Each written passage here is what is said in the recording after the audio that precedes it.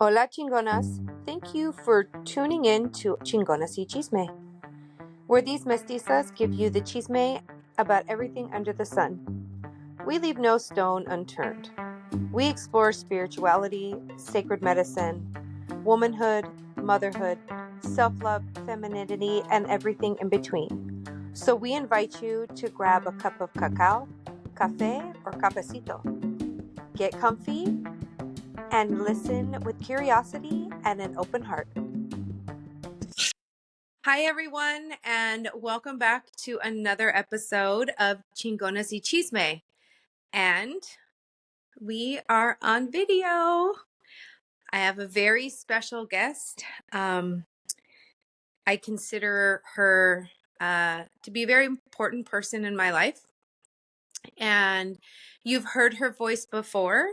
You've heard about her upbringing. You've heard about the amazing space that she has in Guanajuato. So this is the lovely Miss Ari. Welcome. Yay!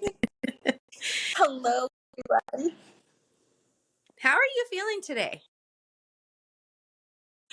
I'm actually, I'm okay. I mean, I think, the news from yesterday, really reminded me of how much we need to just kind of sit and gather up our strength and our energy and just, really, appreciate, the people who are around us, right? Mm-hmm. Mm-hmm.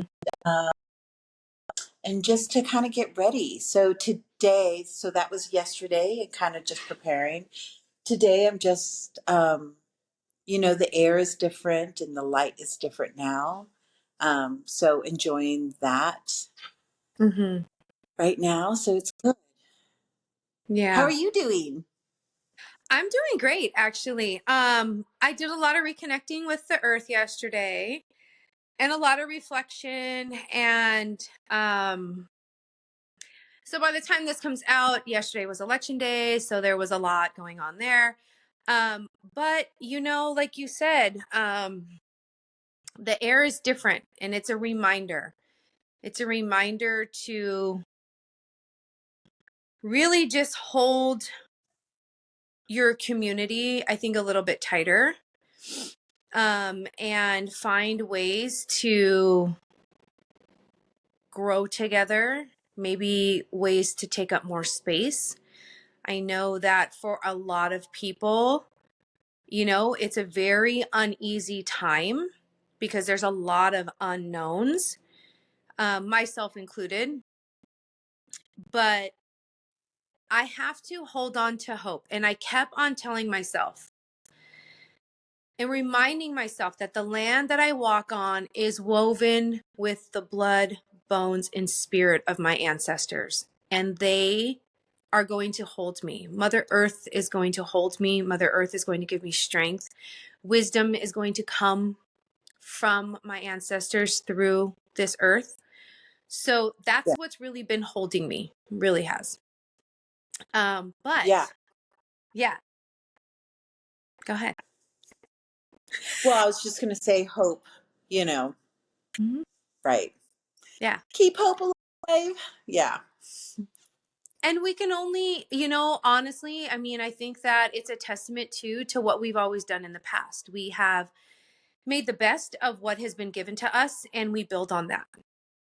So that's what we have to do. And, Yeah. at the end of the day, we all bleed the same. We really do. And we need to come together as a collective. We really do. But Yeah. on a lighter note, let's just lighten that up. We are here today to talk about the word Greñuda and Yeah. what that means to you, what that means to me. So, talk to me. Yeah, it's an interesting word, right? I Mm-hmm. think, Yeah. maybe about 15 years ago, maybe actually longer, 20 years ago, I was thinking about that word. I actually wrote I started a blog and that's what it was called, La Greñuda. And because I was reclaiming myself, I had just had my kids, was married to my first husband, I was starting business and all this stuff. And I thought about that word because when I was growing up, I was always called that. My hair was always messy. I played in the dirt. I didn't wear the clothes. I was a tomboy. I liked climbing trees and eating the cherries off the trees. I mean, that's where I spent most of my time, was in the Mm-hmm. trees and Mm-hmm. in the dirt. And my Mm-hmm. hair was a mess. And my mom, was just like, you just look like a mess. And then later on, as I was growing up, and I was a hairdresser for years. Mm-hmm.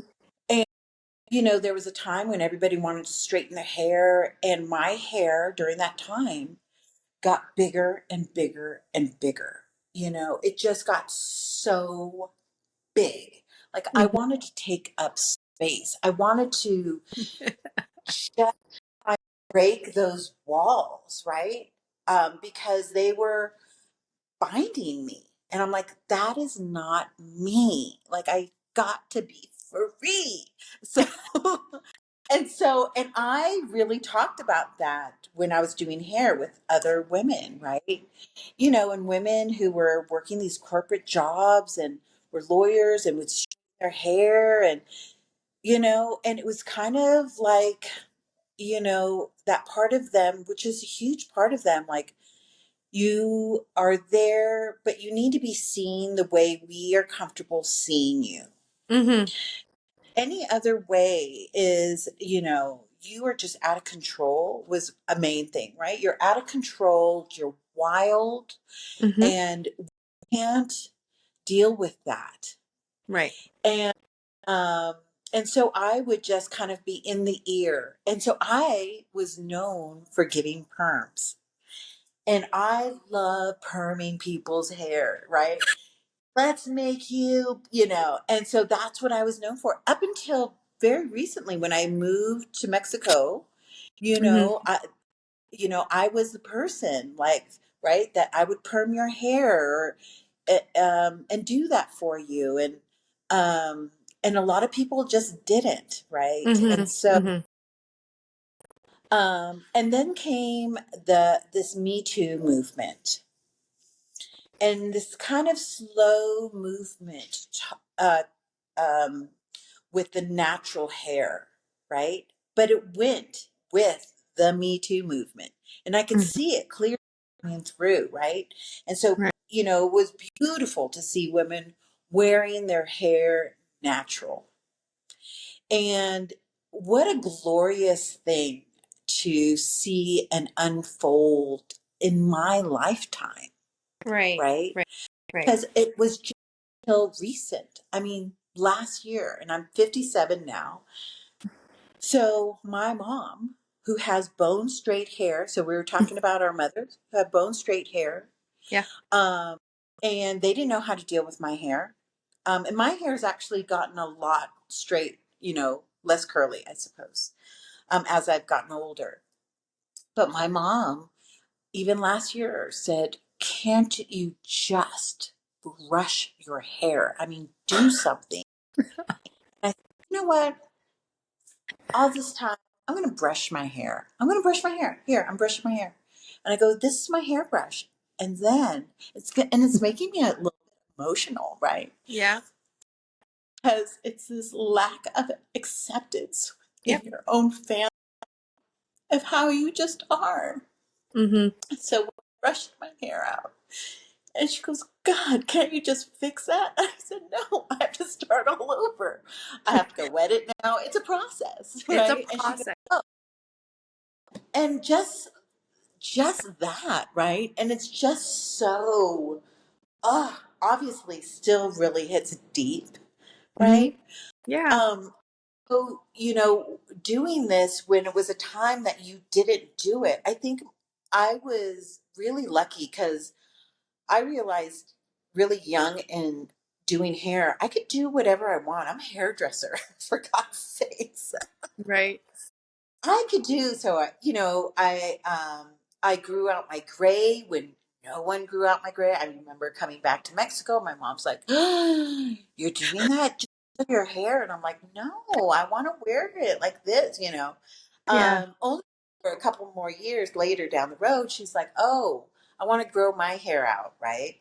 Oh. But it was amazing to kind of be that example, like, you are beautiful how you are to my clients, right? Like, just do that.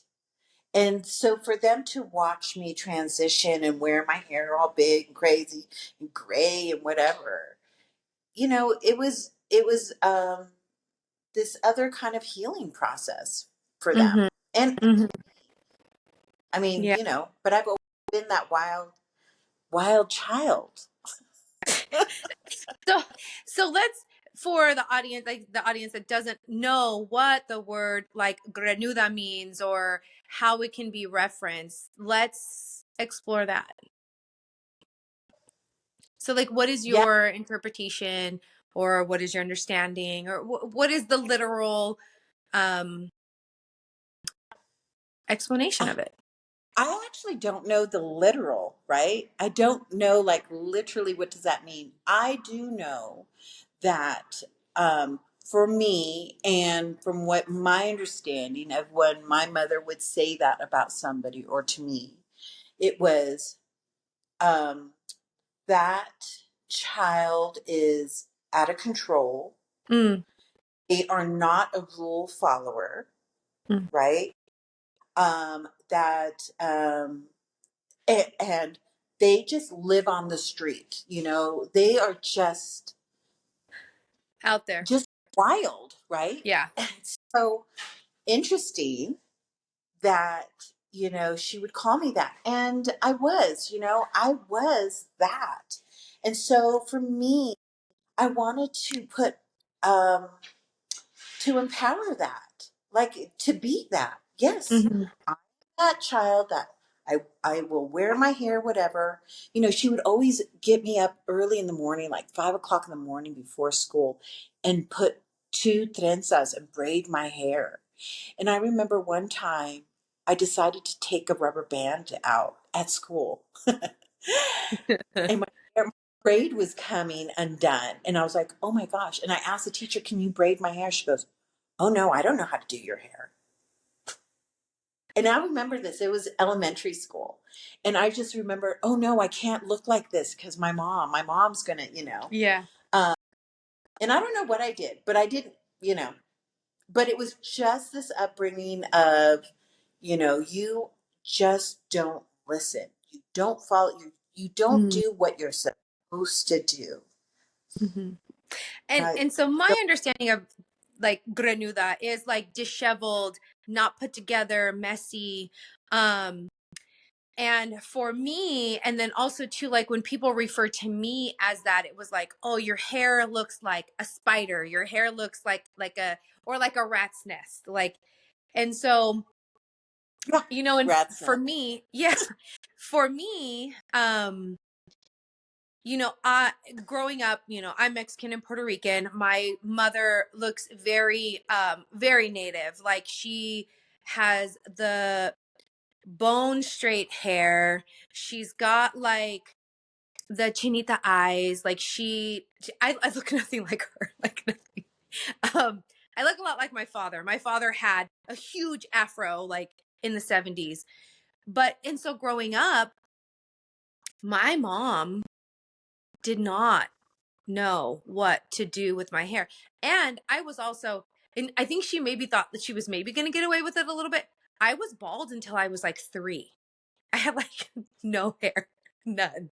I know. And now it's like, now I hold on to every strand. But Wait, but she didn't cut your hair off. no, You came out that bald. I came out bald, way. bald, bald. And so with tiny little like ringlets, tiny ringlets, like just little swirls on my head. And yeah, and then it was like, and I had the picture earlier, but I don't have it now. But then growing up, it was like part of my hair was straight on top, and the back was really curly. And my mom, I have a picture somewhere where my mom thought it would be a great idea to cut me some bangs on picture day. And so I think it's third grade where I have my third grade picture and my bangs are like way up here. She didn't know what Yeah. she was doing. Like, you know, and then when my hair started coming in, my dad would have this like wire pick and he would just pick out my hair, and I'm super tender headed. So I'd be sitting there getting pulled every which way. And, Yeah. you know, Yeah. and my aunt would come over sometimes and do my hair for picture day, but not really. I mean, I, gosh, I wish I had that picture, but I walked around and then it was like, they thought, well, maybe we'll just cut it short. And then I ran around looking like I had a mullet because it was like super short and straight and spiky on top and then long in the back. And it was just a mess, like a mess. And with having a mom who didn't have hair like me, she couldn't teach me how to do my hair. My, Right. and none of my aunts really had curly hair.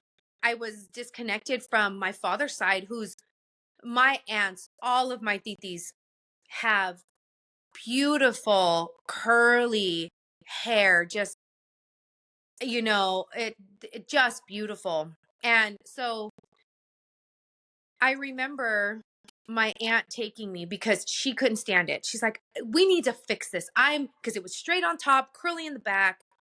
And so she took me to her friend Rosa, who had this tiny little, you know, hairdresser like shop, the salon. And she told her, you need to give her a perm. And she was like, I don't know if that's really going to work because her hair's already curly. So again, I don't really know like what she did, but I got maybe a semi perm just on top though. Just the top. That's right. And I That's don't know right. if that, but To and I don't match know if that her like, back. yeah, I don't know if it stimulated it, but ever since then it's just been this, and it is what it is. And then when that happened, and then growing up, it was always like, can I touch your hair? Is your hair real? It felt so violating. You look so exotic. I don't know, just so it just felt icky. Yeah. Um, and then I went through the whole, okay, let me flat iron my hair, or better yet, let me get a perm, meaning to straighten my hair. And oh my gosh, I remember I did that. And my hair, I swear, was curlier after I washed it all out. I just let it.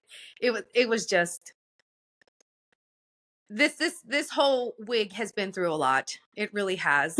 And and Greñuda really didn't come up in my life until I was probably in my late 20s, maybe early 30s. And it was like that literally was just my name, like Greñuda. I had a friend's husband who would just like, and then he would call me that, and then everyone else would just call me that. And I remember thinking like, this kind of pisses me off.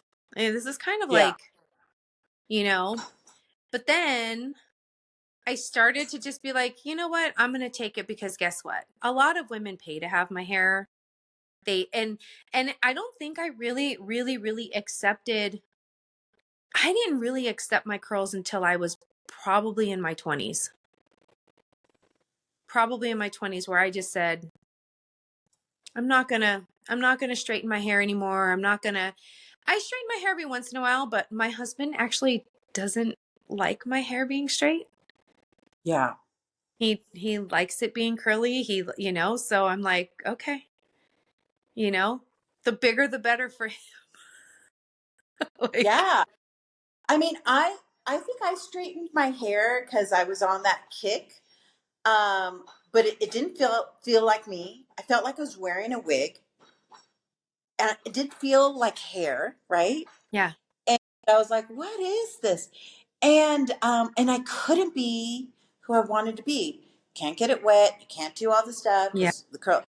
oh my God, why do people do this? Yeah. Right. So, yeah, I probably did that a couple of times and I'm like, nah, that's not for me at Yeah, I do all. it maybe like once every couple years, but I mean, I will admit, like, it is nice to be able to like run your fingers through your hair and not get caught in a nap, as I'm getting caught in a nap right now. Like, like, but it's the not like having to wear everything and not get your hair wet or not work out and not sweat. It's like, it's so much work.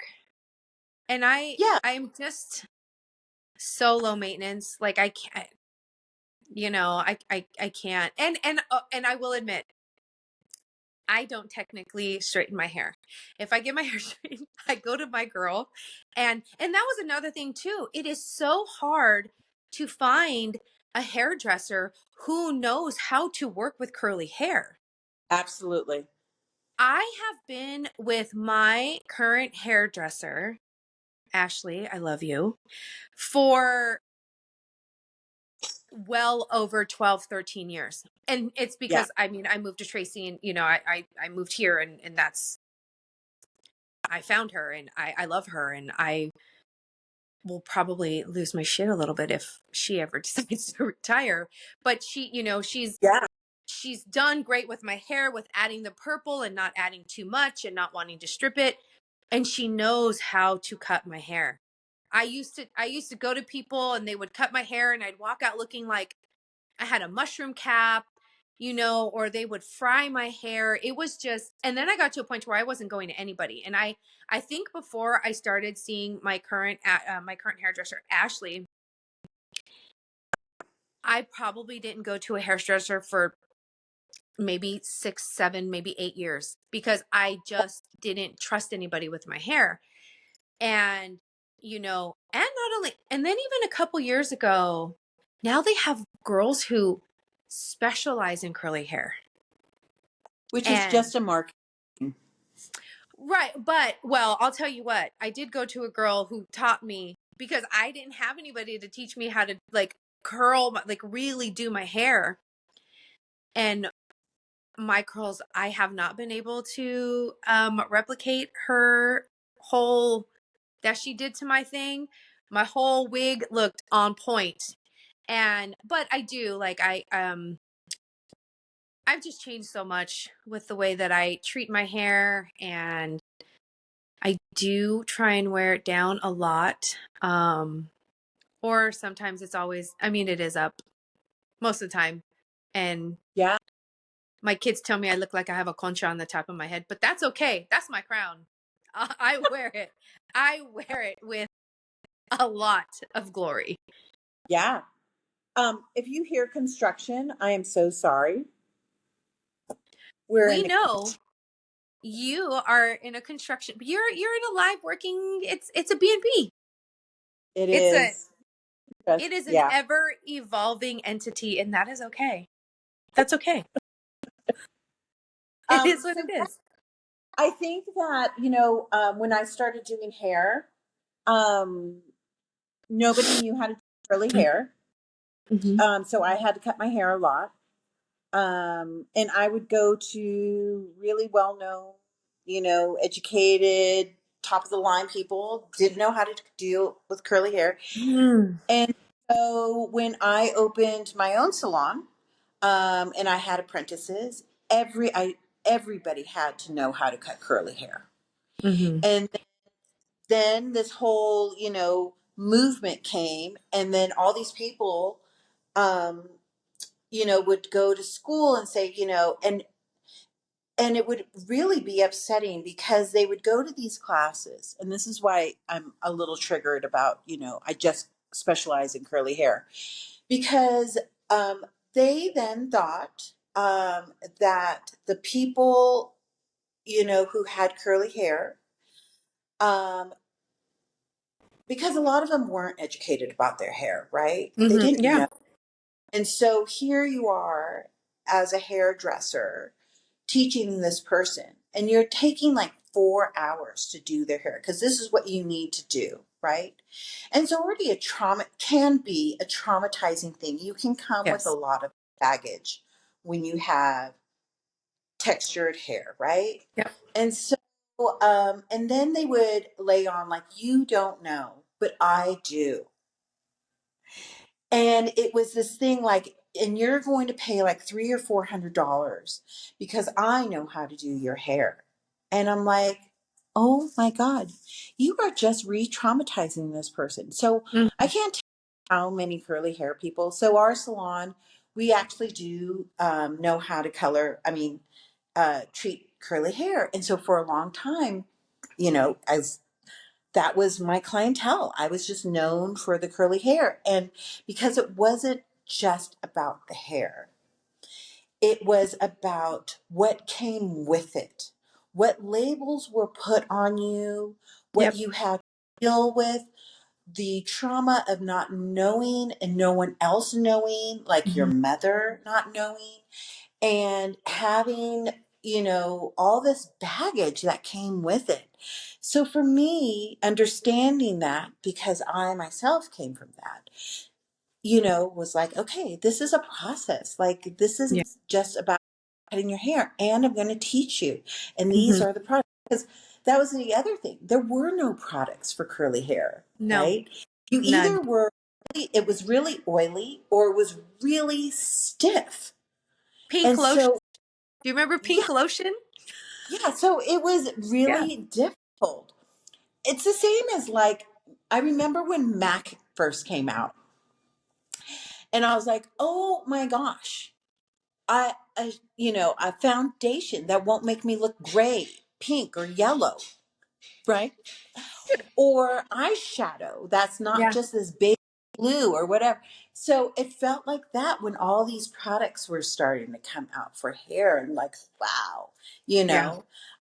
And it's an industry that's still growing and still learning, but I think for what people don't understand, if you didn't grow up with um, curly hair, is um, is all the psychological stuff that Mhm. comes with it, Mhm.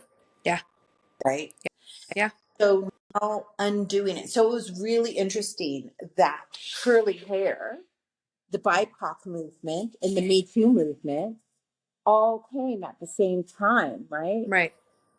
And women being in the forefront of saying no more. Mhm. No more being told how to be, how to act, and how to behave as a woman, Right. right? And just this this great freedom. Mhm. And for us as women, I think, when I do the work that I do for women, part of that is, well, how do you want to be now? You get to choose Mhm. personal narrative. Yep. And some of the people that I work with, that is such an overwhelming thought Yes. of just how to play and just how to be. And so it's this process that we have to take them through. It's the Mhm. same process almost that I had to take them through with just how to be with your hair. Mhm. Fascinating, isn't it? It is because even for me, going on job interviews, and I'll tell you what. So I remember a really long time ago. I don't know. I think it was like 2020, or it was some show, and it actually was an episode on women with curly hair versus women with straight hair going to job interviews. And women with straight hair would get the job over women with curly hair. And I remember watching that. I thought, oh my God. And I used to put my hair back in a bun, slick it back in a bun, or I would wear it, back in a ponytail. So it was up out of my face. Yeah. And it really is. And even like, when you talk about like psychological and all the baggage, it was very intrusive that people would literally just come up to me and like touch my hair. And it was so invasive, not asking me, not, and then it was, do you have extensions? Is that your real hair? Is it a wig? Do you have a perm? Yeah. No, it's my hair. Like it's all mine. It's all my hair. Um, but that was, and I want to say maybe it has. No, I still get that question. I was trying to. say it You has know, stopped. No, it's it's still, interesting. A different version of where are you from, it is. right? And It's again, along growing up, that line. Where are it you is. from? Where are you from? You look so exotic, you know? Exactly. Yeah. Instead of just being like, damn, girl, you have really pretty hair, or, just complimenting that. No, is your hair real? Can I touch it? No. Yeah. I mean, you're lucky that they even ask, can I touch it? No, I got a lot of not asking. A Yeah. lot of not asking. Like a lot of it. It hasn't been until maybe the last couple years that people will be like, can I touch, and but I don't get it very often. I really don't get it very often anymore. But yeah, it was a violating thing. And and even my titi has always said, like, whenever you like, she has told me, like, spiritually, do not let people touch your hair. Do not let people Yeah. touch your hair. Don't let anyone touch your hair. Don't anyone let touch your crown. Don't do it. Like, always protect your crown. Always protect your hair. Yeah. I'm, And so, you know, it's true. And with new clients that I used to have, even though you're sitting in my chair. So yeah, that is kind of permission, but we would ask, can I touch your hair? mm-hmm, And I learned that actually from a coworker of mine. Um, and she was great. And it didn't matter if she had that client over and over, she would always ask, do you mind if I touch your hair? mm, How beautiful is that, right? that's To beautiful. Yeah. show that respect and honor. Yeah. I was just like, Yeah. wow. Yeah. So Jillian, I don't know if she'll ever hear this, but she really taught me. It was just so beautiful, That's beautiful. So yeah. And how, and what a beautiful way to like honor, and also maybe mend or heal some of the trauma that people have gone through in regards to their hair, you know? Yeah. I mean, I think it's a way when, it was a way of being seen, right? Like Mhm. past your hair, like you as a human being, a Yeah. ball of energy right here. Yeah. Yeah. Yeah. Yeah. Yeah. And now I wear my hair with a lot of this honor, I guess. I honor my hair a lot. So I wear it out in big a lot. Um Yeah. and so yeah, I mean, because it is really about reclaiming. That's right. It is about Absolutely. reclaiming yourself and reclaiming, you know. I did have one, I did work with one sleazeball, but he was like he saw, so because my hair, so where I work, I have to wear a surgical cap.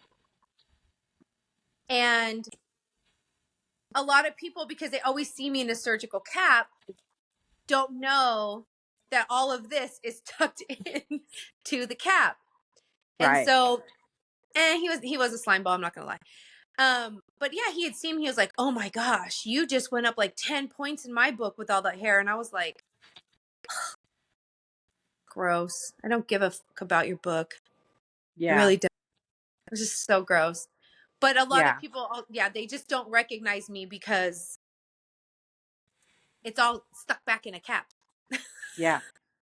Yeah. you know? And they Yeah. ask, how do you I do that? It's just a lot of tucking. I know, like, I'm a good tucker. I just put it in a ponytail, tuck it back. That's it. It's all. Not that big of a deal. Yeah. You want me to teach you how to So is tuck? I it can. I don't. exactly? Yeah. So you know, I love that like what you were saying, like you wear your hair out and it's with pride Mhm. and when when I actually, you know, here in Mexico, they still wear their hair straight. So I'm on a Mhm. mission to get more people to wear their hair wild, right? Because it's beautiful. I mean, I think it's beautiful. Yeah. Um, but when I lived in the States, whenever I would see somebody at Trader Joe's or something, and didn't matter their age, I'm like, wow, you're so beautiful. You're just so Mm-hmm. beautiful, Mm-hmm. right? Because you're just seeing beyond the hair. Especially older women where they would wear their hair, curly and gray and Mm-hmm. big. And I was just like, oh, I just love that. It's so inspiring. Yeah. Yeah. Um, so yeah, I am all for that. Reclaiming Yeah. that word and reclaiming, how you want to be, Mm-hmm. how you want to It's show funny. up. Yeah. I I remember walking, down the Cajones and all of that when we were there. And Yeah. and again, my hair, if there's any humidity, if I get next to the ocean, it literally does what it wants to do. And I just let it do its thing. But I do remember, like, I felt like I was getting like looks like they hadn't, like, just because a lot of women wear their hair straight. So it was the fact that, like, there was this chick there with all this big curly wild purple hair, and Yeah. but I will say the opera singer did. He loved it because he serenaded me as I walked down the Callejon. It was beautiful. It was interesting because I saw that too. Yeah. Because I like watching people watch people. So, watching you, and you didn't walk, I'm sorry to say, you floated. You floating down the street. And I'm like, oh, look at her. So beautiful. And people are just like noticing, right? Mm, And I love that. Yeah, I think that's wonderful. Right, because you are just being who you are. yeah. How beautiful is that? And I felt I just felt very at home. Like I always say, I left my heart in Guanajuato. Like, it was just so, I can't wait to go back. I Yeah, can't wait. I can't wait. it's But, here. It's here. yeah, Yeah. it is. So how did you reclaim? How did you, like, really embody and reclaim the word Greñuda? Like, what did that look like, feel like? How did you present that to, like, your community? Like, kind of what was that, like, process of, like, you know what? Fuck this. I'm going to own it. I'm going to be as messy, as crazy as, it reminds me of the book Women That Run with Wolves, right? Mm. They're gnarly and they're gritty, but they're so feminine and beautiful at the same time. Like, what what was that, like, what was that feeling? How did that come about? And then when you finally reclaimed it, like, what did that feel like? Well, for a long time, it felt very lonely. Mm-hmm. It felt very like I didn't have any role models. I mean, my only role model growing up was Sophia Loren and Mm-hmm. Cher. Those were them. Those were the only people that I can identify. And so if you look at those women, they were very much, you know, like walking down and just kind of being who they are. And like Cher will even say, my only regret is I wasn't fully me, right? Mm-hmm. And I should have done that earlier. Mm-hmm. And so, and I remember having an older woman. This is how it started. I remember having an older woman. She was on an oxygen mask. I had to roll her out. She was a hoot. And she would want me to roll her out to the side so she can have a cigarette. She's on an oxygen tank. With her oxygen. Okay. And I go, being whatever naive me, like, what would you have wanted to know when you were my age? Mm-hmm. And she said, I wish I just didn't give a shit what people thought about me. And ever since those words, I was like, that's what I'm going to start to do. And that's when I started to reclaim my hair, reclaim my person, and it was just a sense of freedom, Mm, you know, and at the same time, there was hardly anybody doing that, right? yeah, Sorry, my cat and my dog. that's She okay. just wants to. She just wants to love on the dog, and she's just not having it. Anyhow, but it was this sense of, and then um, doing that attracts certain attention and certain Mhm. assumptions. Yep. And so, and there was a woman who didn't know me. I was going out to get lunch. I was dressed how I was dressed, how I wanted to be. And she stopped me. She goes, "I'm sorry, where are you going? Why are you dressed that way?" And I said, "I'm working. I'm going to lunch." And she goes, "Right, but why are you dressed that way?" And that affected me. Mm-hmm. So I started so it was just this phase of learning how to be, right? Um, and then I was like, I really don't give a shit. I want to be how I want to be. I want to dress how I want to dress. And that just went against everything. Mm-hmm. And it took a long time, up until recently, right? And up until like what, 2016, 18, something like that. Until um, I started meeting more women that were like that, that had that kind of same attitude, Mm. you know. So it was kind of this lonely existence of how to be. Yeah. But that's how I was, I mean, um, and so the reclaiming of the hair, it was more than just the hair, right? It's reclaiming a lot of other things, and it's a It really process. it is. Yeah. Yeah. So that's what happened. Yeah. And I think for me too, like reclaiming my hair or the word Greñuda, or even like I even have a necklace that says puta on it. Like I'm like, I've been called worse. What else you got? Like, um, because it does. I feel like curly haired women are seen differently, you know, they're seen as exotic or, a little more promiscuous, and again, that's just my opinion because of my experience, my It's lived true. experience. It's all Yeah. true. Yeah. And It's all so true. you do somewhat, in a sense, until you learn that really who gives a shit what other people think.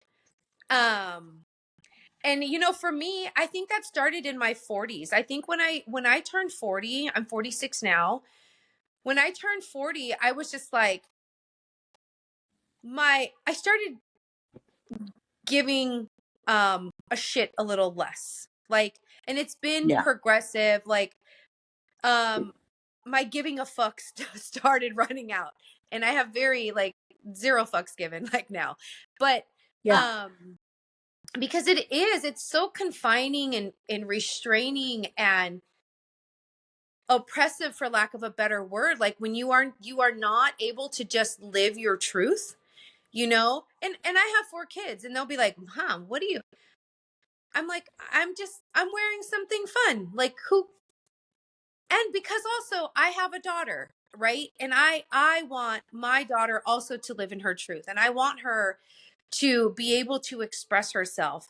And again, and I'm referencing too, like women that run with wolves, the way that they're just free to be who they want. And I feel like when you are like, there's so much power, maybe for a lack of a better term, in really embracing your gritty femininity. Like, it's such a beautiful thing. And, you know, even when we talk about, like in some cultures, there really isn't like a gender. You are just a soul, you're just a person. Like, because I feel like as a woman, you can be very, and we've talked about this before, very masculine at times and very feminine. But it is a beautiful thing when you can just sink into your femininity and you know when to put that masculine coat on.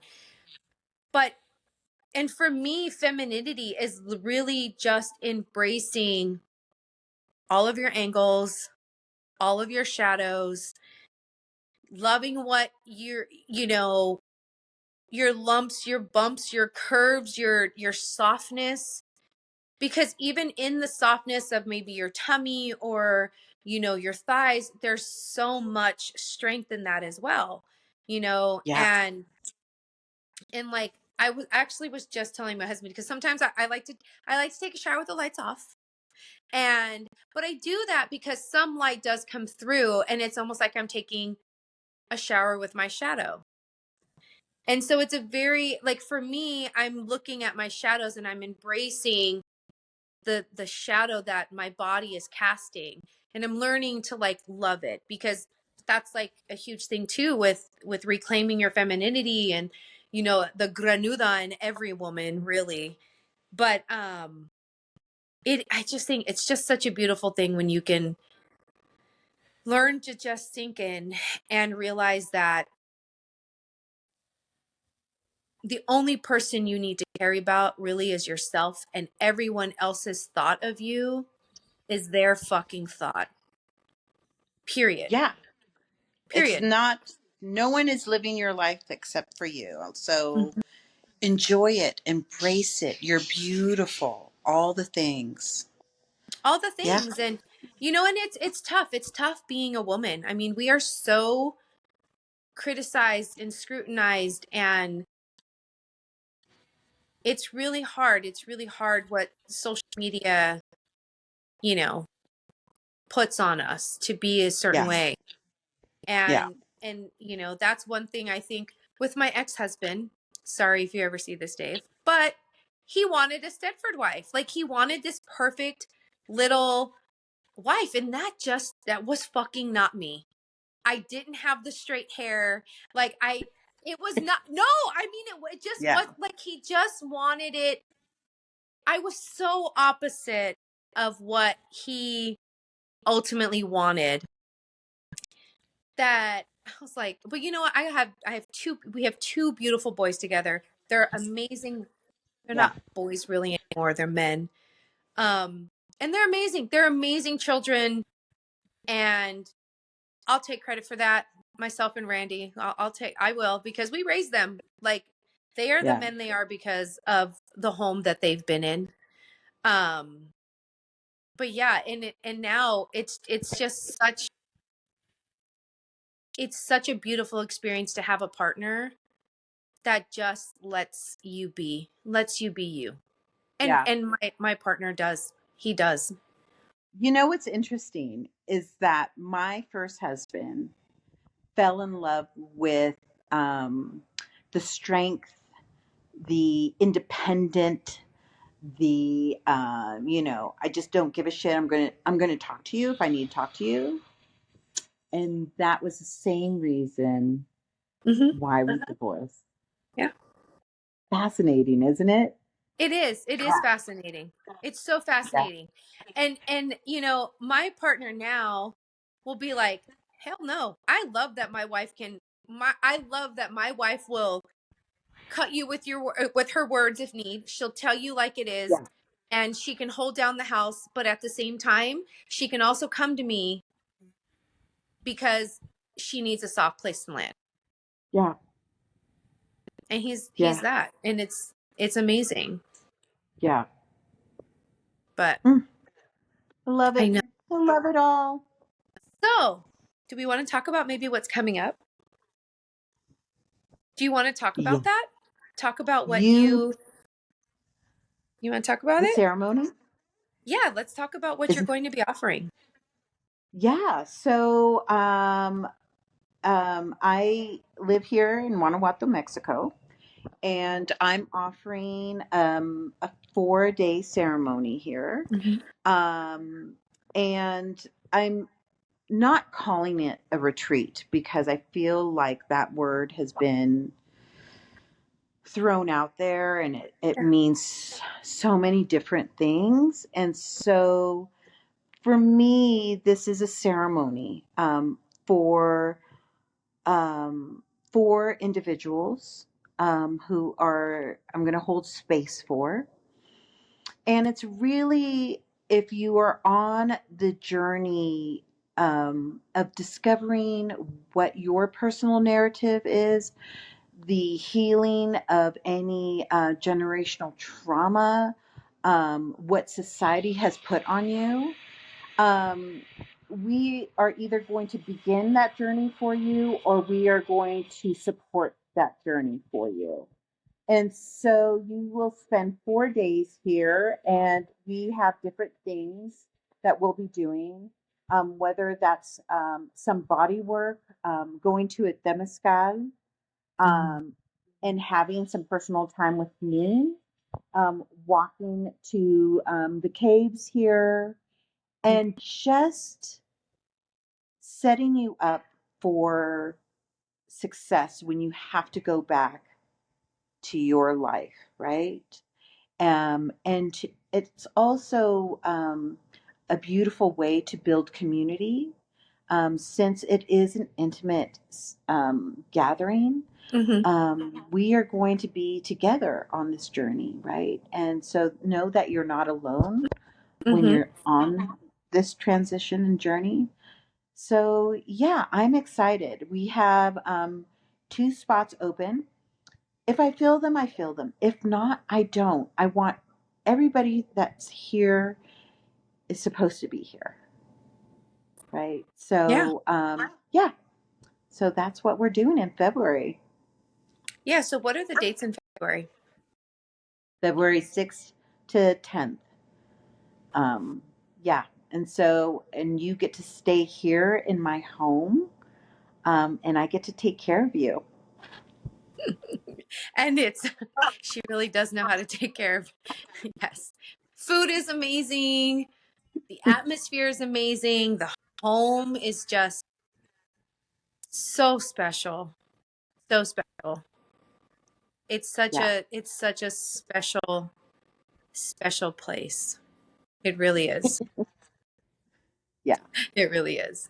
And the temazcal, um, uh, will it be the same temazcal that okay. yeah. Okay. Sounds So the great. man who holds it, his name is Eduardo. He is a curandero here. Um, and I think I've said this before, when it comes to men holding space in that way, I'm really like, ooh, Hmm. um, very cautious because there's been a lot of stuff around that, Yep. and still around ceremonies and retreats and Right. people just not behaving and, yeah, causing more harm. And so when I met him and I talked to him, we had very interesting interaction.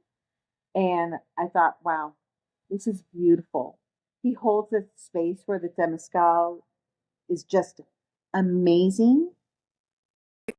I mean, Yes. how, and when we all went, we were 4 females. Hmm. Um, And I thought that was really interesting how he held that space for us and how he honored us Yeah. um, as females, right? It was beautiful. It was beautiful. And I remember asking like who the assistant was. And you were very gracious in saying, "Are you okay with that?" I was like, "Yeah, I just wanted to know who he was." But, you know, um for a person who has um masculine wounds, it was I will say I was a little hesitant because I really wasn't sure. One, that was my first experience with a temazcal and being there and then being there and seeing 2 men, I thought, "Oh, okay." But after I was like, it healed some masculine energy wounds. It definitely did. It Good. reassured me that masculine energy can hold a very sacred feminine space. Yeah. And yeah, I mean, it was just beautiful. He, again, with not knowing any of our backgrounds or knowing any of what we were bringing as far as like baggage or, trauma, wounds, and all of that. Very beautiful. Yeah. Beautiful. Like, Yeah. And, yeah. And he's just, he's wonderful. He's just a wonderful human being. And I'm so happy that I met him and, and that I can ask him to do that, and mhm, he'll do that. And um, yeah, and the Temescal is different every single time. So I'm really looking forward to taking this next group of people into the mhm, Temescal um, and holding that space with Eduardo mhm, there for them. And then the other thing is that we'll also be opening up and doing a little bit of journey work, just a mm, little, right? So we'll have the Ninos here as well. And so I'm looking forward to that. Yeah. yeah. We want to talk about the other stuff that's happening with that? We don't have to. You mean my journal? Well, about what's happening at the ceremony. But your journal, yes. Yeah, let's talk about the I journal. love. Yeah, we could talk about it. It's beautiful. Thank you. Yeah, A little bit of a labor of love. Um, it's gotten so my intentional reflection journal.